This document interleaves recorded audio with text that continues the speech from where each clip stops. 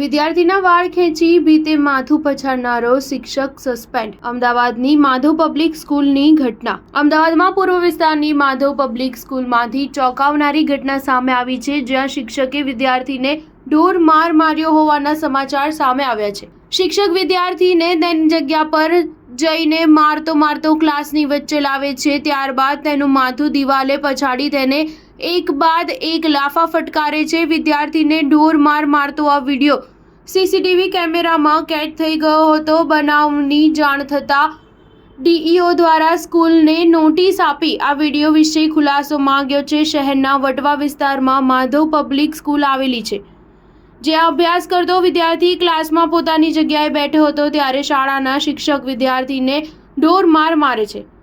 સૌથી પહેલા શિક્ષક બાળકની જગ્યાએ જાય છે અને તેને મારતા ક્લાસની વચ્ચોવચ્ચ લાવે છે. બાદમાં તેનું માથું દિવાલે જોરથી પછાડે છે અને તેને ધડાધડ લાફા ફટકારે છે. આ સમગ્ર ઘટના સીસીટીવી કેમેરામાં કેદ થઈ ગઈ હતી. બનાવની જાણ થતાં જ ડીઈઓએ માધવ પબ્લિક સ્કૂલને નોટિસ ફટકાવી સમગ્ર બનાવ વિશે ખુલાસો માંગ્યો છે. મળતી માહિતી મુજબ શિક્ષકનું નામ અભિષેક પટેલ છે અને તે વિદ્યાર્થીઓને ગણિત વિષય ભણાવતો હતો.